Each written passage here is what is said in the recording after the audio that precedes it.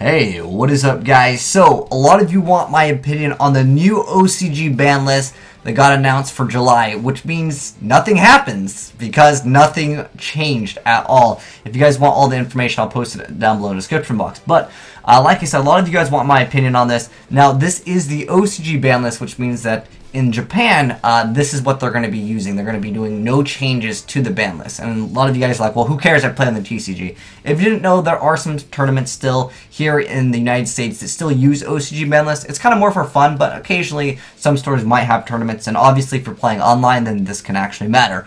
But if you guys didn't know, here in the TCG, we don't actually have any date when the new ban list is coming out. I'm like, whoa. And usually they release the date. As soon as they update the ban list, they actually tell you when the next ban list is going to happen. But there's nothing, so I'm like, wow, did Konami just totally done goof? Or are they just too lazy not making a new Castlevania or no Silent Hill either? I don't know what they're doing. So I was really questioning what their motives were. But like I said, it just might happen in the TCG as well, because yeah, we still are waiting on that ban list, or just even the date for the TCG. But I do want to mention that we can still kind of use this just to gain some information out of it.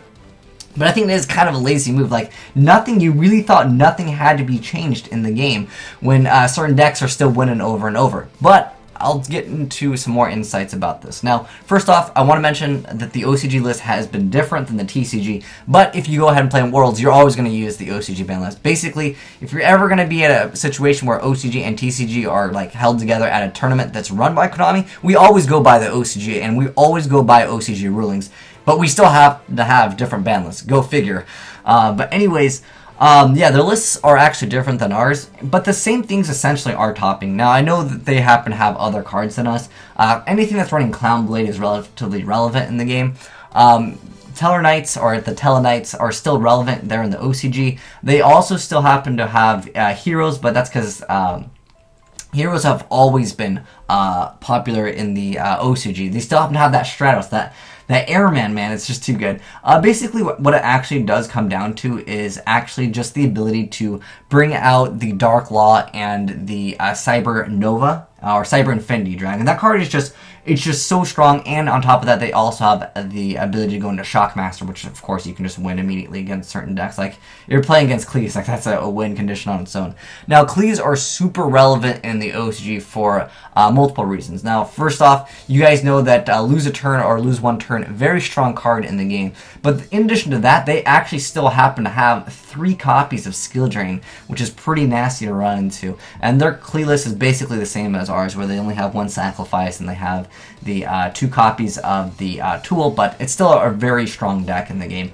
Again, you can see another Clee deck over here. But they also happen to have Atlanteans. Now, on this specific tournament, they didn't have any playing there. But you can still see Shaddolls are still relevant. They actually happen to have Construct banned, but Shaddolls are still kind of doing stuff. Oh, wait, actually, we can go over here. You can still see that Construct is actually banned. Also that the Dragon Rulers are banned. We never really got to use that, even for a second here in the TCG, the number 95, the Galaxy Dragon. But it's kind of disappointing. I'm hoping they would maybe like errata it somehow, or maybe you can only use it once, or I don't know. But for the most part, the lists are different, like I mentioned before.